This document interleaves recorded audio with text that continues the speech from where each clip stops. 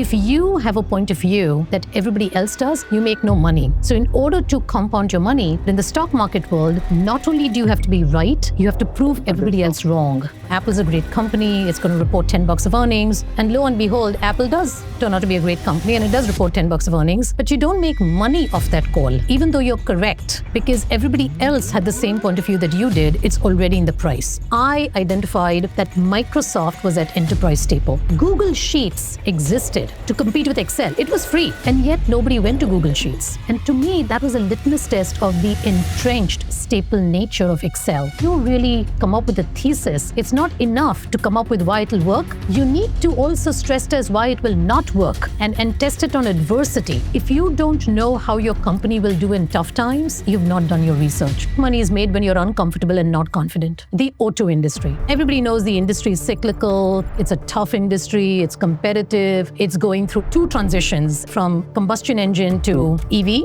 and from self-driving cars, autonomous vehicles, right? The tire industry is an exception to this rule. If you look at the mining industry, we need copper, iron ore for this technological feast that we're going to have through AI. If the mining industry undergoes a boom, the mines are further and further away from the ports and the railroads. And so you have to truck this copper, this lithium ion long distances. The trucks are monster trucks. They have these monster tires. The bigger the circumference on the tire, the higher the profit margin on the tire. Who are the companies who make these tires? It's these two, Bridgestone and Michelin. Located mostly in Japan and in France, the most highest cost manufacturing countries in the world. And yet these guys are competitive. It's because of the high-tech nature of the tire. Think about e-commerce. We are all buying stuff which is delivered home to us instead of going to. How does it come? It comes through trucks, right? The long distance part. So now you need trucking tires. So I've just given you examples to play e-commerce, to play AI, and to play EV through the tire companies that cost us roughly 11 times earnings and give you roughly a 4.5-5% dividend yield. I actually look for companies who are able to lower costs every year as opposed to raise prices every year. Very few people invest in those companies because they're like, oh, they don't have pricing power. This is another sort of investment framework that I've exploited, arbitraged, taken advantage of over decades, frankly, is this. Who has been time tested in having to lower costs every year in this world? Walmart, Costco. Who's experienced deflation for a long time in the world? Japanese companies. Recently, Warren Buffett also invested in 5 of Japanese companies. He did, yeah. They actually started manufacturing Porsches, believe it or not, in Finland. They're actually buying a Finnish car, not a German one. A lot of Louis Vuittons are actually manufactured in China and not in France. You have studied 50 countries. What are some business models, companies, sectors have the capability to do great things but are awaiting the right opportunity? So right now, I know a lot of people in the IT industry giving a lot of IT work to Argentina because... Hi everyone, I'm your host Shivank and we are part of the 01 Network by Zerodha. Together, we intend to bring you insights from the top thinkers in the field of entrepreneurship, technology and investing.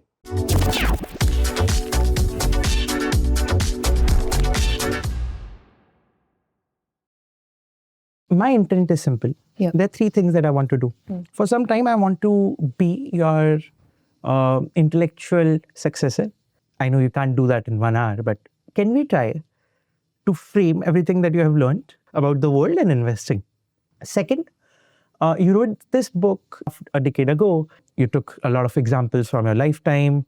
You spoke about Japanese market. You spoke about real estate play. You spoke about how when the Swiss franc was happening, how you shorted Nestle, how you took money out of Nestle. You took a lot of examples, but can we update those examples for the world of 2025? That's my second objective. In your book, you take a lot of examples of contrarian thinkers, right? Edward Jenner, Professor Yunus, Professor Headley, Billy Beaner, Steve Jobs. In the world of investing, what names come to your mind who are truly contrarian and truly right? My team.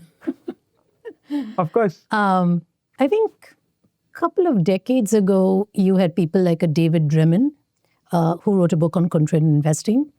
I don't actually subscribe to his view of contrarian investing, which is why I did not mention him. Mm-hmm. But he's known to be a contrarian. I would say there are people, contrarian investing is not to be contrarian just for the heck of it. Investing is a very different sport.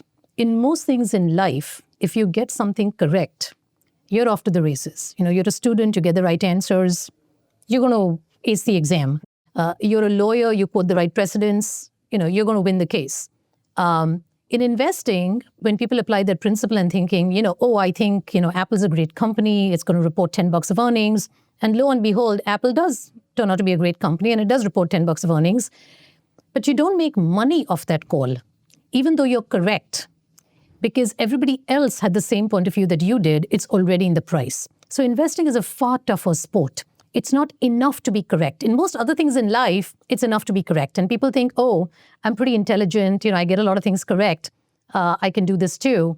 Well, the trick is, and this is why a lot of people fail in investing, is because it does not translate.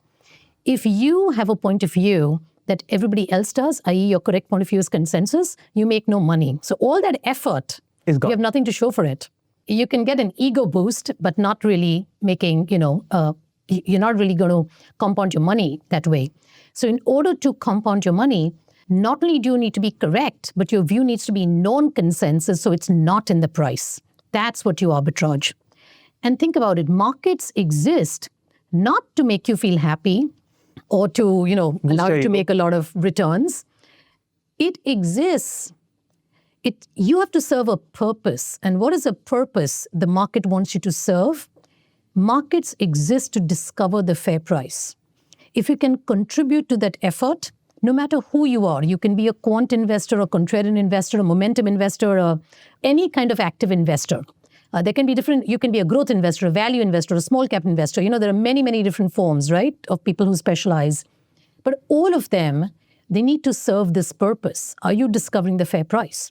Because markets exist for everybody else who's not in the business of discovering a fair price, so they get a fair price. And what is a fair price? Where neither buyer nor seller takes advantage of each other.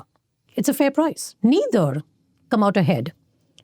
And in doing so, it's a fair exchange. Someone needs liquidity. They have an asset. They want to convert that illiquid asset or semi-liquid asset or liquid asset into cash because they need it for some purpose. And if they are going to sell, they want to make sure they get a fair price. And the market has set that price. They may not know, but the market gives them the clearing price. So whether it's a price of strawberries or bananas, you go to the supermarket, you're not thinking, oh, is the price of strawberries the right price or the bananas? The market has set the price.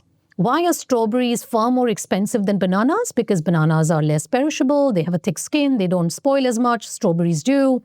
And so the price of strawberries are almost 5x the price of bananas. The market has discovered the fair price. And it's a constant effort, right? Competition in the goods world, I'm going to call it. But in the stock market world, investors, that's the role you play. And if you play it effectively, the market rewards you because that's what it wants. If you do it ineffectively, the market penalizes you. So the biggest thing with markets is not only will you make money, not make money if you're correct, but consensus. You will lose money if you're incorrect, even if it's consensus, right? So it's a really hard thing. Not only do you have to be right, you have to prove everybody else wrong. That's a very different kind of sport. And in order to do that, not only do you know what is already priced in, so you need to know the consensus view, and you need to come up with a non-consensus view. That takes a lot of effort. And it takes a lot of practice, a lot of judgment, a lot of skill. This is why it takes a long time to learn. And the other thing is it's dynamic. It's not something that is formulaic. So, you think, oh, X, Y, Z worked for me, and now I can keep, copy pasting. It's not like a recipe. If you made some recipe, you do it once, you do it twice, 10 times, you're good at it. You can keep repeating the recipe, you'll get the same outcome. It's not like that. Not like that in investing. So because it's not formulaic, and there's always some dynamic, and there are so many influences that go into it, and there's almost a confluence of factors, some of which are going to be helping you, hurting you, and the investment that you've made. So lots of puts and takes, some working in the right direction, some. So you got to kind of synthesize all this. You got to sort of, make sense of all this stuff. And after you make sense of it, figure out if other people have not made sense of it yet. So it is, remember, in most things in life, right, we all say, oh, it's a very competitive job market, or it's very competitive, to get into this college or school or whatever it is. No matter what that competition, think about it, you're probably competing against perhaps a couple of thousand people or a couple of 100,000 people, or maybe even millions of people, right? Let's just, IIT or something. I mean, I'm sure there's like that applicant to acceptance ratio is like off the charts, right? Now, we all see that as competitive and we say, okay, that's really hard. Like not everybody will get into Harvard or will get into... In markets, people think it's easy. They don't see the competition, but you're competing against billions of people.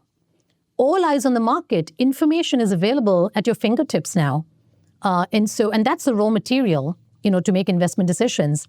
So information is not only everywhere, it's an overload. So now you need to figure out, how do I separate the noise from the signal? Because you're one human being and you have 24 hours, and there's like a constant news cycle almost, right? And so I think all of these things make investing really hard. But because they are hard, only a few people can really do it well, and then they get the success that you often see in the markets. In that journey, though, when it's a bull market, a lot of people succeed. And a lot of people conflate luck and skill. And so my question to anybody, and again, any investor should judge accordingly, is, have you managed money through different market cycles? Have you managed money in different environments, And so I was very fortunate. My career started out, of course, in India on Dalal Street. And I think you may know, I grew up in a family of bankers and brokers. So in that sense, I had a bit of a head start. But nonetheless, coming to the US, because, if you want to be the best in your profession, not just learn from the best, but more importantly, when you compete against the best, right? That's how you learn from the best. So I wanted to beat the S&P 500, right? You want to beat the benchmark that is supposed to be unbeatable. And so, of course, I came to this country because I wanted to be amongst, the most toughest market in the world to beat. And that's how I became a better investor. But my journey pivoted from, really following Indian markets and US markets to really following global markets. So over my 30-plus year career now, I've covered 50 countries and 50 markets, therefore. And everything from deflation in Japan to, inflation in the emerging markets like Brazil. And there are so many other environments that you can think of. An environment in Switzerland, where the currency does nothing but appreciate. And it's a country of exporters, right? And everybody says that in order to be able to export, you need a currency that's weak. I mean, typically that's what people associate success with. And here you find these anomalies that Switzerland has, the most appreciating currency, and yet it still is a manufacturer of the world, right? It still manufactures and exports. So you want to understand, how is this possible? This does not make sense. So a lot of investing is not about making sense. It's about what does not make sense and then exploring that.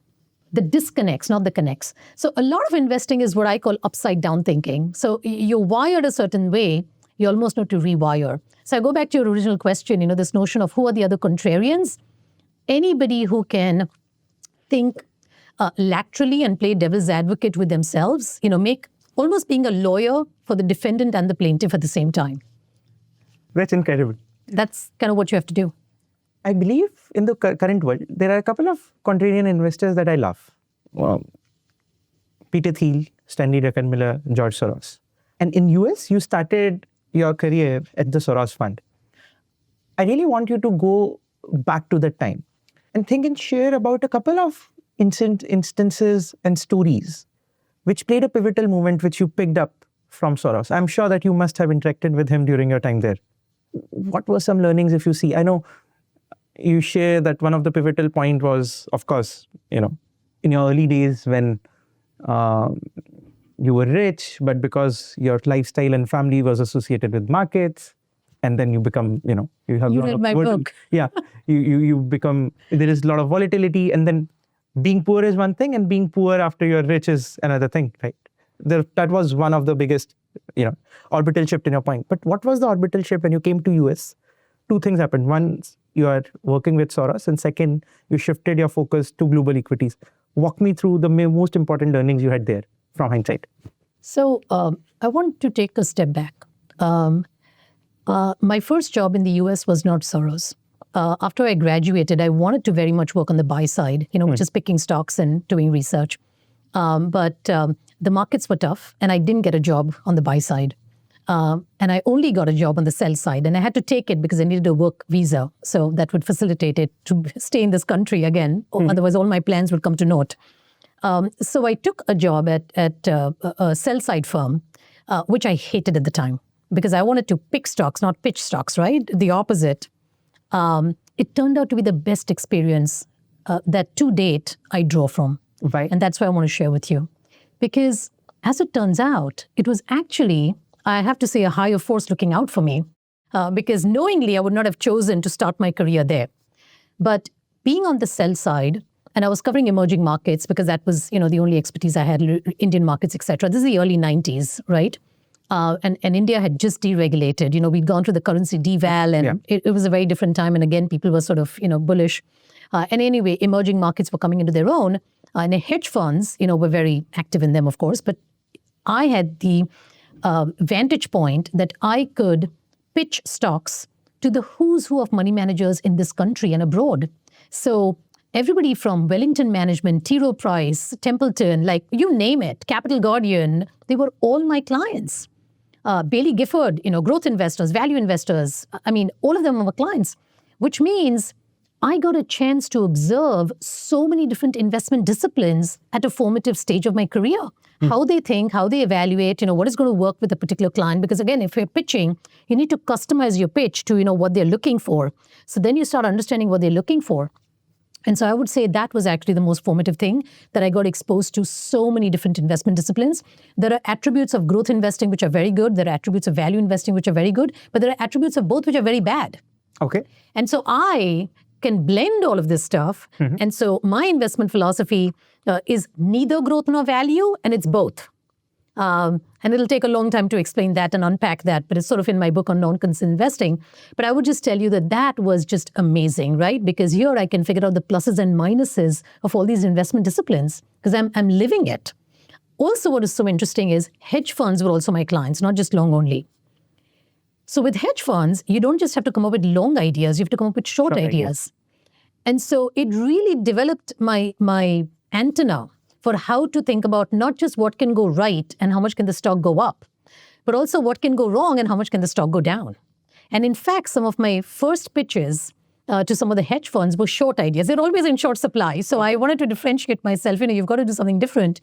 And some of the Indian companies back then, I would recommend them shorting because I would read the prospectuses, and I have an investment banking background. Earlier, I worked at ICICI, so I don't get daunted by reading, these like things that nobody reads, I guess.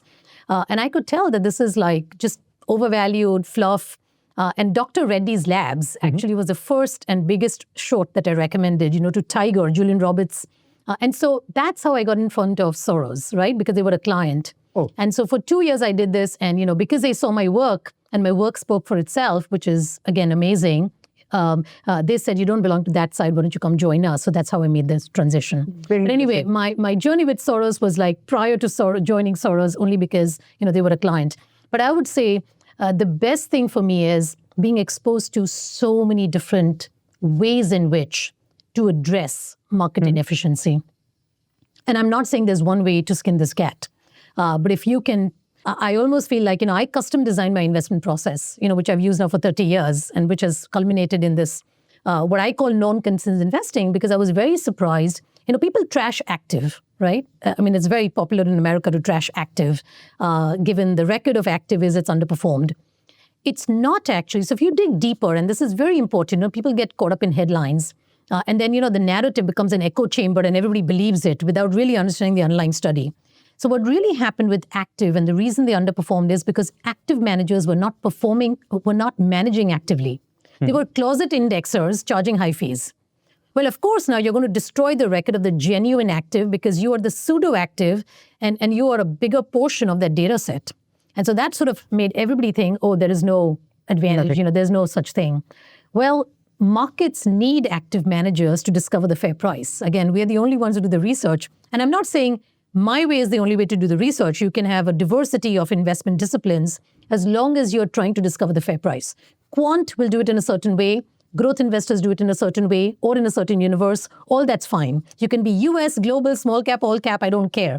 But as long as you're trying to figure out what is a fair price. In the long run, stocks should reflect their fair price. And so I go back to this notion of, I figured out how did Capital Guardian do this, or how did Soros do it, or, what, and then Bailey Gifford. Again, very different kinds of investors. And yet, I think that there is a way to improve upon, what you learn from the masters. So, for example, Warren Buffett was not my client, but of course, everybody's guru. So, of course, mine as well. But I found that a lot of his investing concepts had been mined a lot. By the time I'm in my 20th year of managing money, everybody knows consumer staples are franchises and Coca-Cola, and, it's all like well known, right? And I've told you, if it's well known, it's already in the price. Yeah. So there is no advantage, even if you're right on that sort of thesis of owning consumer staples. So every person, you do sit on the shoulders of those before you and you learn from them, but then the application of that knowledge is up to you in the current circumstance. So that's when I came up with this idea of owning enterprise staples as opposed to consumer staples. Now, back then, people did not think in those terms. I think even today they don't. But think about it. The notion of the consumer staple is that it's a staple. Not that it's a consumer, it's a staple. That's the real, genius of that investing and the value, right? So the same thing should accrue if you're an enterprise staple. The only difference is this is a B2C business model. This is a B2B business model, but the same. And so I identified, again, almost 15 years ago, that Microsoft was that enterprise staple. And at that time, everybody thought, this is back in 2010, 11, 12, that sort of period. So I'm really dating myself here. But Apple was going to eat Microsoft's lunch because Apple was killing it with the iPhone. And, we had BYOD, like bring your own device. And people said, okay, it's going to be Apple all the way in the enterprise. And we saw that Windows and Excel and Word were workhorse products and super cheap. Dirt cheap, for what you get out of them versus what you pay for them. And the other thing that we always do in our research is, you want to have a litmus test. I like to stress test my ideas. That's one lesson I have learned that few people do. I want to know, how do I debunk my thesis that this enterprise staple is a franchise, right? Okay. So what's the penultimate competition that you can't compete against? If someone offers that product for free, that's hard, right? Like, it's one thing to have a premium. If someone is able to offer that product for free, like, that's game over, right? For any business. Well, guess what? Google Sheets existed to compete with Excel. It was free. And yet nobody went to Google Sheets. And to me, that was a litmus test of the entrenched staple nature of Excel and Word and PowerPoint. You had all these free options, and yet nobody chose them. They were lacking in some way. And again, enterprises have very particular use cases. They need to have regulatory compliance, security compliance, licensing, and you can't do that with these consumer products. So again, I want to tell you, when you really come up with a thesis, it's not enough to come up with why it'll work. You need to also stress test why it will not work and test it on adversity. And then if it's really a franchise or it's just, fad, or it's good for here and now, but it does not have legs. This notion, I saw you, Ramdev, talking about quality, growth, longevity is a very important element of QGLPA, yes, of value creation, right? And so the definition of a franchise is it has to be long-lasting, but they rarely last long. And I say rarely in the context of, 30, 50 years. For a couple of years, sometimes even decades, it can seem like they're very good. But I've lived through all of it, right? Kodak, was the Apple of its day. Sony used to be the Apple of Japan, and so on and so forth. It was a juggernaut. If you looked at Sony, literally, again, people don't know Sony today. It's a consumer electronic brand. But back in the day, it was a cool thing to have. They were the ones who launched the Walkman and the CD, and you had your own personal device, which, think about Apple. That's kind of how we think about the iPhone. And it's been done before. And you've been through those cycles as to what it takes to succeed and then what causes failure. So I would say that one of the distinguishing attributes of a contrarian investor, Warren Buffett is a contrarian too, right? He says, buy when everybody is fearful and greed. These are all contrarian thinking. Charlie Munger, of course. But it's not enough to be contrarian. Just do the opposite of what everybody else is doing. That is no anchor. So that's why I don't like to call myself contrarian, because it appears like, your behavior is driven by someone else's. That's not the... Non-consensus investing is to be independent in your thinking. Okay. Your thinking just happens to not be the consensus thinking. That's independent thinking. It's not driven by the consensus, either in favor of or against of. You just have your own independent point of view. And that's, again, what Buffett does and what I think the great investors do. But coming back to this notion of I think if you don't know how your company will do in tough times, you've not done your research. I almost have this, again, another litmus test in my head, Confucius said this, and I really love it. You know nothing till you're not confused. That's so true. A lot of people say investing is about conviction. I had conviction and I went in. Oh, no, investing is not about conviction. It's about how correct and non-consensus you are. Conviction is just confidence that could be misplaced. So I don't talk about conviction. To me, conviction is all about the greater the disparity of your views versus the consensus, the magnitude, right? How far away you are from consensus and how correct you are compared to consensus. The more money you will make. Yes. It's not about how confident I feel about it. I mean, that's an emotion and a feeling, and, God help you. I mean, it might make you sleep better at night, but in fact, your best money is made when you're uncomfortable and not confident. It tells you that you've reached that point of having no confidence. You've reached your point of realizing, oh my God, I'm confused. You know a lot, and yet you only go that deep and you really know the weaknesses of your thesis and the vulnerabilities and the pressure points when you feel confused. If you're not at that point, you've not done enough research. With all this learning and frameworks and litmus tests that we have, can we apply something in the context of 2025? With your independent thinking, what are certain things that you have come up with, which is completely non-consensus to the world, to the newspapers, to the media, to anything that we are reading now, watching now, hearing now? So I think one example, let's take an industry that has been very well covered and has existed for hundreds of years, like 100 years or so, right? Like that's well researched, you would say, right? Not a new industry. The auto industry. Is that fair? Like cars have been around since 1920s, let's face it, right? Sure. So, and everybody knows the industry is cyclical. It's a tough industry. It's competitive. It's going through like one of the two transitions at the same time, right? From combustion engine to EV, and from self-driving cars, autonomous vehicles, right? So like two transitions, like it's a lot to handle, right?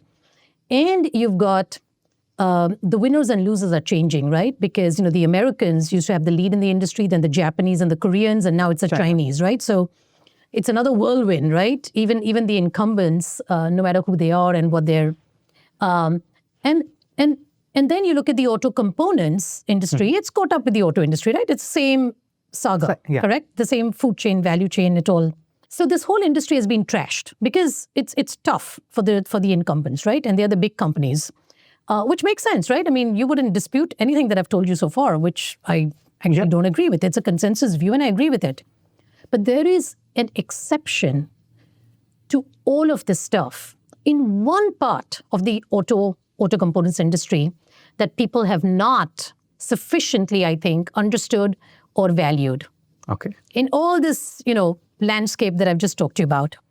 So I don't disagree with the premise that a lot of the auto components companies are going to go out of business eventually because you don't need so many components in the car to begin with, right? Yep. And it's a game. And, you have to have a battery and you have to have, but there's so many other players that will go out of business. So you really don't, it's like declining. Yeah. You're catching a falling knife almost, or at least a value trap. The tire industry is an exception to this rule. We all use tires. I mean, I'm sure everybody in the world knows what a tire is. So it's and everybody thinks, just this round donut thing, right? Like, which, look at the tire and think about it. Whether you have, it's the one portion of the car, the one component that is actually getting higher and higher spec. Because in an electric vehicle, you need more torque. You need braking distance, right? Both for an EV as well as for self-driving cars, because that's what determines the safety, if you get into an accident, right? Like how quickly you brake. And what determines how quickly you brake is the grip of the tire to the ground. Yep. On the same side, at least for the combustion engine side, not entirely for the EVs, but still, you need to have fuel efficiency. We still drive hybrids. We still drive, there's too many, the vast majority of the cars right now are still. And think about it. For fuel efficiency, you don't want the tire to grip the ground. That works against. For safety, you want the tire to grip. So you're asking the tire to do two mutually exclusive things. Okay. right? Literally. The tire that can do that effectively, solve for both rather than just one or the other, is the definition of doing something that is extremely difficult to do. You're solving two mutually exclusive propositions. It's like my telling you, everybody says, you want to have high returns, you got to take high risk, right? Or if you don't want to take, you want low risk, you can settle for low returns. And I'm like, no, I want the mutually impossible. I want low risk and high returns. And not or. Yeah. Not or, Yeah. right? And so this is what the tire, so a lot of people misunderstand that actually the tire is becoming more and more high spec. And if you look at, the players who are participating in the EV market, they're just a handful. The Chinese cannot, the low end of the commodity producers, they just can't participate. They don't have the technology and the know-how. So we talk about technology in the Silicon Valley sense, but we don't talk about technology in some of these old school industries. And the tire is an extremely high-tech product, very high-tech. Okay. It's very hard to make. That's why you don't have so many tire companies in the world, actually. And the two leading companies are Bridgestone and Michelin. Think about it. They're located mostly in Japan and in France. They have factories all over the world, don't get me wrong, including the US, right? So you would think, why is it that the tire industry is not lost out, to the emerging market companies, right? Like, all other goods get produced because the tire is very bulky. You can't ship it over long distances. You need to make it locally. And Japan and France must be two of the most highest cost manufacturing countries in the world. Yeah. We have to accept. Yeah. And yet these guys are competitive. It's because of the high-tech nature of the tire. Go buy 4 sets of, if you try to replace the tires in your car, they'll cost you more than a Mac Air. Yeah, right? It did. Why? Everything else is deflationary. The tires cost more. More. And you have to pay up. So now I've just given you something that should be well known and understood. Nothing I've told you is insider information or some sort of rocket science, sci-fi stuff happening in the future. It's here and now. And then if you look at the mining industry, we need copper, iron ore, we need all these sorts of materials, right, for this technological feast that we're going to have through AI, as we've been told. And everybody wants to pay up for all these companies. But think about it. If the mining industry undergoes a boom, the mines are further and further away from the ports and the railroads, because now you have to mine in far-off regions. And so you have to truck, this copper, this lithium ion, whatever it is, long distances. Yeah. The trucks are monster trucks. They have these monster tires. The bigger the circumference on the tire, the higher the profit margin on the tire. Who are the companies who make these tires? It's these two, Bridgestone and Michelin. So the mining tires. Think about e-commerce, right? We are all buying stuff which is delivered home to us instead of going to. How does it come? It comes on wheels. I know it comes in, emerging markets, but it comes through trucks, right? The long distance part. So now you need trucking tires. The truck drivers are so expensive, right? People are getting more expensive every year in the world, especially in Europe and the US, labor shortages. Insane, huh? You do not want the truck to be stuck on the road, on the highway, because the tire is flat or something, right? So now you want really high-spec tires to make sure that your economics of the entire journey is well maintained. So I've just given you examples to play e-commerce, to play AI, and to play EV through the tire companies that cost us roughly 11 times earnings and give you roughly a 4.5-5% dividend yield. This is very interesting. So it's not priced into those stocks. Now, I'm not saying that they're going to be turbocharged in terms of their growth rates, like an NVIDIA. But then you also pay up for an NVIDIA. So the whole exercise that you have to perform is, how is it? So I told you the stress testing. So the stress testing we did in the tire industry is, how is it that there are that the number of players in the EV market are fewer than what they used to be in the combustion engine market, right? You should have more entrants to the tire business because tires, you need them in autonomous driving, you need them in it doesn't matter who drives, it's Uber, it doesn't matter, you need tires. And guess what? Tires are a staple. Coming back to, they're a consumer staple and an enterprise staple. B2B, trucking, e-commerce, mining, B2C, SUVs, whatever vehicle you drive or you get driven in. It's a staple. Why? Because every couple of years, you've got to replace your tire. It's a consumable. It's just the replacement cycle is a couple of years, not every couple of quarters, but so what? It's still a consumer it's still a staple. So I wanted to give you, this is the way you want to think about framing your investment ideas and doing the research to validate them and to stress test them. Making sure that you don't have new entrants in the EV market. So we look at the design wins. Companies issue press releases all the time. So you get a proof point. Who's getting those design wins? Because, the car gets designed 3 years in advance. Right. So you know which tire is going to go in that car. And typically the consumer will replace, and you should replace the tire with the tire that came with the car because it's optimized for that vehicle model. Yes. You get better outcomes. So again, I want to keep, this is research. Research that anybody could do in some ways, but few do it. And I would say that they are also sometimes unexcited because these are not turbocharged growth rates. They're not exciting. They're almost borderline boring. But if you can compound at a certain rate and you can keep eking out better and better margins and not see a lot of competition, so you're not maximizing your returns in any one period, but you're maximizing them over a long period, you keep your competition at bay almost forever. Nothing like forever in the long run. There are 3 things. Yes. There is a chapter in your book where you mention that knowing the information which everybody knows won't make you money. But asking the right set of questions will do. Now, and you also spoke about the force of transformation, where you specifically gave the example of BlackBerry, the RIM thing, and how the force of technology moved that company. So here, the most important question we also need to ask, is there a piece of technology which can change lives? Technology such as, maglev, or if any technology comes. We also consider these kinds of questions when you are thinking about this thesis of tires? Absolutely. I told you, one of the things that is critical to making a good investment decision is to stress test your investment thesis. Part of that is asking the question, what can disintermediate this business model? What can, again, replace it completely, right? Like obsolescence risk, for example. I actually think that if you think about conventional wisdom, Warren Buffett talks about it a lot, and it's become like, many successful investors talk about this. They want to see companies with pricing power, right? I mean, I'm sure you've heard this as like a given recipe for a high quality business. They should have pricing power, right? I actually flipped it around. And I said, let's see companies who don't have pricing power and yet are successful. Okay. That should not happen, right? Over a long period of time. Yeah. So again, I'm stress testing. You don't have pricing power per se, and yet you're succeeding. How? How is that like? I always want to examine the counterfactual. You see what does not make the case or the exception to the rule.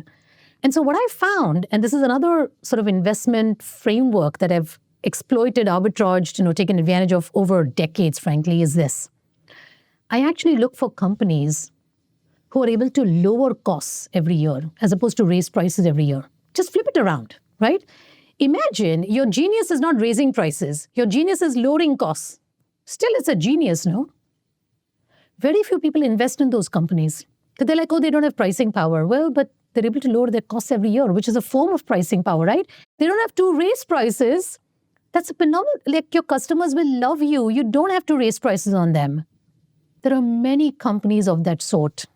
So you asked me, how do I apply it in today's world? And I'm telling this to you because everybody, because of this inflation spike that has gone on, everywhere in the world, like suddenly people have, which companies have pricing power? And like, they're all actually look elsewhere, look in a different way.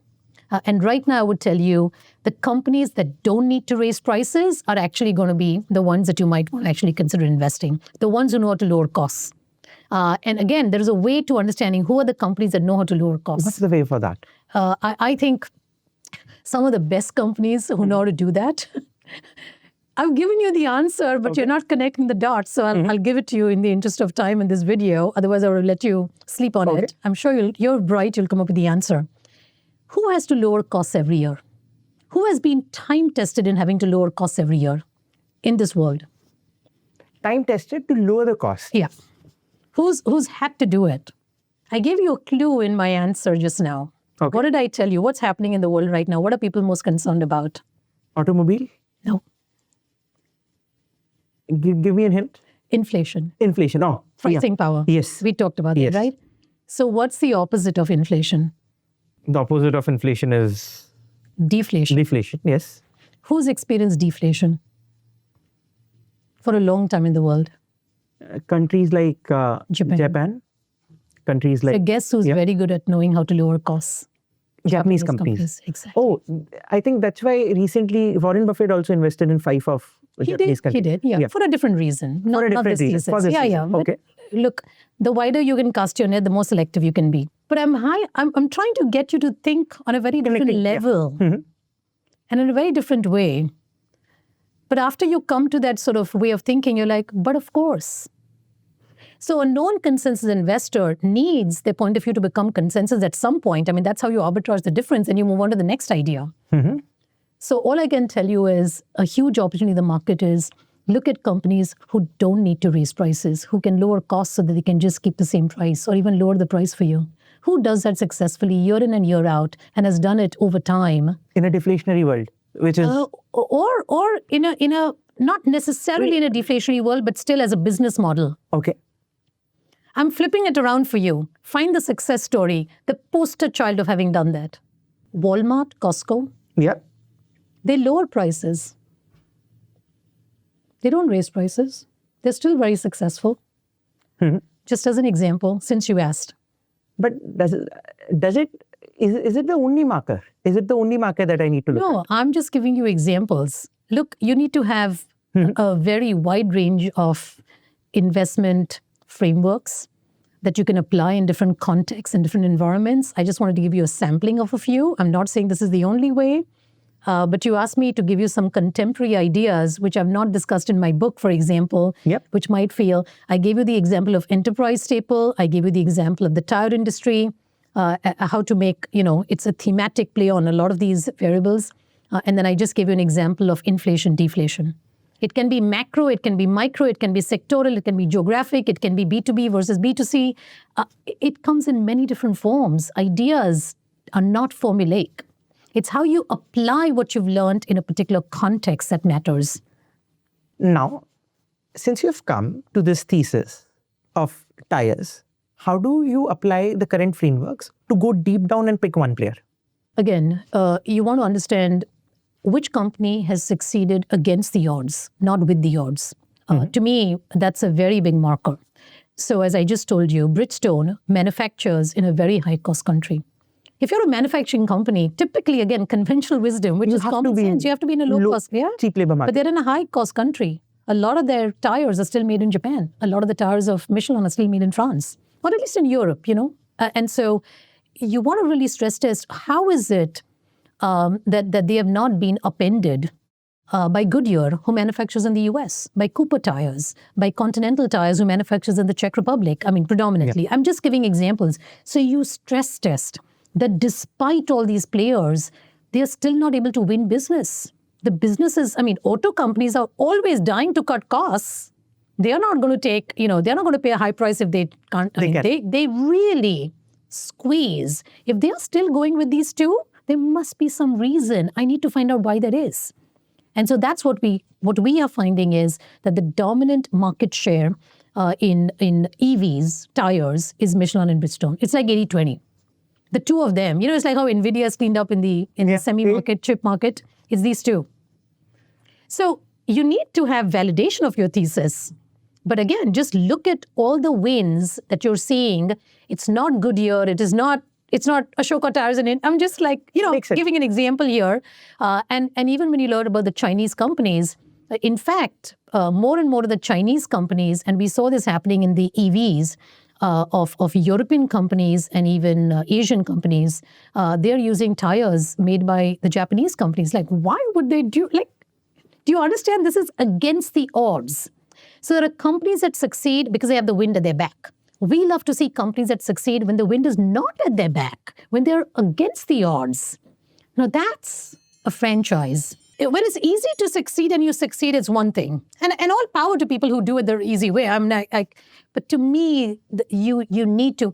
I remember, I was watching Porsche. This is a car company, as you well know, for a long time. This is back in the day, 90s. And, they were like just a super success story. But one of the things that made Porsche very successful is that they had a near-death experience in the early 1990s. When they just got slaughtered in a mini recession that occurred in the post-Gulf War period and, luxury car sales, and they're a luxury car, they were almost going to file for bankruptcy. And they cleaned house all the way the next decade. They became lean. They actually started manufacturing Porsches, believe it or not, in Finland. Just think about that. You're actually buying a Finnish car, not a German one. People think that, but this is, what they had to do. No different than, a lot of Louis Vuittons are actually manufactured in China and not in France, but I'll leave that aside. But they cleaned house and they developed a strong balance sheet. And for years I had watched them. It used to be a high-flying stock, then of course cratered. And again, we don't do distressed investing. I'm not neither interested. A lot of people, this is my beef with contrarian investors. A lot of them devolve into distressed investing. I want a depressed investment opportunity, not a distressed. There's a big difference. September 11th, 9/11 in America, unfortunate incident happened, as you know. And of course, sales of Porsche cars just like plummet, right? I mean, who's thinking about buying a Porsche? And the stock just craters. But I had watched this company for years and years. It was always out of my reach. But I knew that they knew how to manage adversity because they were designed, is one of the few car companies that is very flexible in its manufacturing. When you're a low volume producer, you don't have scale economics in your favor. You just don't, like by definition. So you need to be very flexible and lean to still be able to, and I knew that about it. I'd studied their business model. So I knew they would survive this. And then we always examine the counterfactual. What if instead of everybody just, getting all worked up and worried, which again, 9/11 was like never, it never happened before, right? Someone attacking America. The counterfactual, and we always do scenario analysis in companies. What if people realize, I don't have a long life to live? What do I really want to do with the money I have and the time I have? And one of the answers was, I want to buy a Porsche, right? I've been waiting to buy a Porsche. And this is, maybe they'll all go buy it. Yeah. So we have this. And that's exactly what happened. Porsche sales took off like a rocket ship. And we participated. But I'm trying to give you an example of, sometimes you can do the research far, far removed and far in advance of the actual opportunity presenting itself. So our goal is to figure out what is the capability of a company. Opportunity may not be there, so it may not do that well, but the capability is still there. And when capability meets opportunity, magic happens. You have studied 50 countries and, 2 decades of experience. What are some business models, companies, sectors, which you've came across, which have the capability to do great things, but are awaiting the right opportunity? Tire industry comes to mind. They were always a high-tech industry. But till the EV and the autonomous driving stuff came along, they were just eking it out. So that's a game-changing opportunity for them. I'm just giving you an example of an industry that's been around for a long time. Other industries, sometimes it can be a geography. Okay. Right? That is very interesting. India's moment is sort of coming. And I think that COVID is a game changer for emerging markets. Because in the past, the big wave that occurred was goods got produced overseas. And India was not very good at that. India is not very good at manufacturing. It's good at services, but not as much as manufacturing. And India has shown what the IT industry is a service industry. You can export services, right? So I think that with COVID, with remote work, and everybody moving to the cloud, more and more of that work can go to emerging markets. Because people discovered during COVID, I think, that work is an activity, not a location. And if it's an activity, then it can be performed in Kansas City or Calcutta or Anywhere. Buenos Aires, depending upon the talent. Now think about it. When I came to the US, India lost me in the sense that it was called a brain drain, right? And rightfully so. When I earned income in the US, I spent in the US, right? And the government of the US taxed me. Again, all legitimate stuff that happens. When I left India, I didn't just leave my country. I left my colleagues, my clients, my cuisine, my friends, my currency, my clothes, everything, my culture, right? Imagine today, you can get that same kind of work opportunity that I had to leave my country to get. I had to physically move to a certain location where there was better opportunity. Now that opportunity comes to you. It's a reverse. So right now, I know a lot of people in the IT industry giving a lot of IT work to Argentina. Because Argentina went through hell, right? There are a lot of talented people there, educated people there, etc. But their currency, their mismanagement, right? So the currency is like dirt cheap and hyperinflation. So the people there want to work. And they want to get paid quickly and in dollar terms because, right, So there's a huge IT industry that grew up in Argentina, and the time zone advantage, right? India has that one disadvantage that you don't have the complete overlap. This is English speaking. So I'm just giving you an example of how COVID and how this whole opportunity, to work remotely means that unlike people like me who had to leave the country, now that income stays in Argentina, the consumer spending stays in Argentina, the taxation is in Argentina, because it's almost like a lot of the companies that do this kind of offshore work is MNCs, it's digital transactions, so you can track and trace, you can tax it. You get what I'm saying? Like you're getting anything that could have happened in the black market is stored in the white market, which is amazing for governments. So now the government is retaining the human resource, the taxation, the consumer spending. This is amazingly Wonderful. Positive. So to me, the impact of COVID in the long run is very positive for emerging markets. This is not a thesis that people think about. So I'm trying to give you examples of things that have actually happened where you can connect the dots. You're already getting proof points. It's not some sci-fi stuff that I'm imagining and hoping, and I can actually see this happening. So emerging markets are something that I'm very bullish on compared to developed markets, just as an example. But everything has its time and place and valuation and, all of things. But again, you keep asking me for examples, and I wanted to share one with you. This is a game changer between decades ago and now. Now, since at the border level, you understand that emerging markets is the game to play. How do you double down on that? So it's all about company-specific research. We've done this for decades. We've learned about these companies. We know their business models. We wait for the valuation to get attractive. The whole book is written to teach you how to do that research. I was very disappointed. A lot of books, and I love reading books, they contain a lot of platitudes. They say, buy low, sell high. I mean, yeah, it sounds great. It's like, be a good person. I mean, be smart. I mean, how? Right? Teach me the how. And I wrote this book because it was, a lot of people asked me this question. And I wanted to showcase, because I'm a practitioner, I'm not a professor. I do this for a living. And frankly, this is a secret of my success, in my eyes at least, my own opinion. But I wanted to share because I'm a big believer. If the world becomes smarter and better and more competitive, it's good for all of us. It skews the curve up.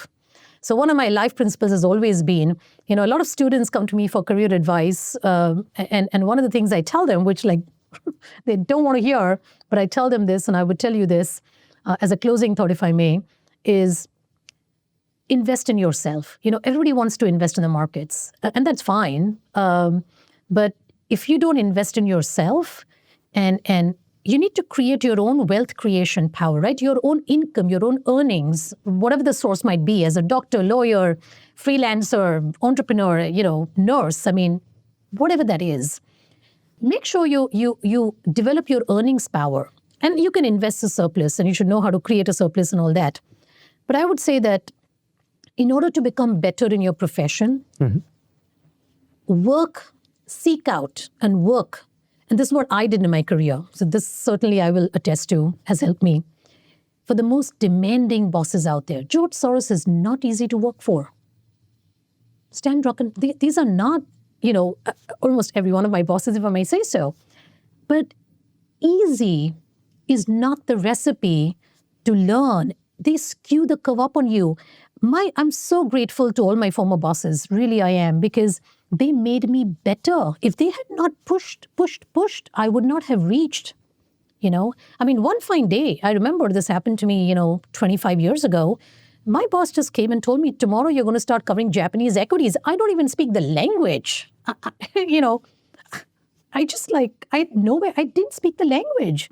I didn't know. And all the Japanese financial information is in Japanese. I mean, you would say that I would just say, no, I won't do it. But I did it against the odds. Because when you're given, people, if they give you impossible tasks, I mean, you think, okay, this is crazy. I could have complained. I could call it, all sorts of things. But look at it as a learning opportunity, as a growing opportunity. So work for the most demanding bosses. They will get the best out of you. You won't even know what you're capable of till they skew the curve up on you. And because you're so demanding themselves, they will keep pushing, right? So you get carried across in that current. You want that to happen for you. So that's my biggest advice is, work for the most demanding bosses. And then, when it comes to any situation, I always believe if you work for the most difficult thing to do, like why did I go to the US? Because it was the most difficult market to beat. Why did I do international and global? Because it's hard. It's not easy.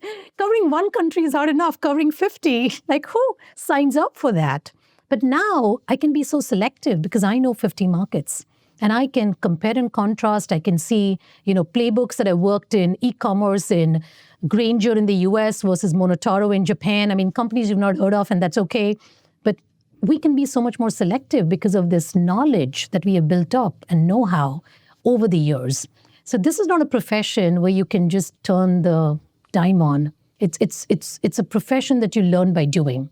So the other thing I tell people, besides reading books and stuff, and that's fine, but you go to apprentice. You learn at the feet of the masters. And again, I go back to my former bosses. I mean, they were amazing teachers. They didn't teach me, but I learned. That's the other thing. This notion that someone's going to teach you, no. It's osmosis. Just surround yourself, be in that ecosystem. And then you be a sponge. So that's kind of what I think it takes to be a good investor. This was terrific. And I really look forward if we can continue sometime. If you are there in Bombay next time, would love to extend this. Right. Because I had so many things to ask, and which I'm insanely curious about. I'll go back and do a couple of more rounds of research for this. And next time, I really look forward for a more interesting and similarly exciting conversation. Thanks a ton for doing this. Well, don't sell yourself short. You did an amazing job in this interview. You covered a lot of ground. You got a lot out of me, which is pretty difficult to do in a conversation that is so time-bound, and investing is such a complex and layered and nuanced topic. So well done. And keep it up. And I would love to give you an autographed copy of my book. Thank you so that so much. You That have would one be for the road. Lovely.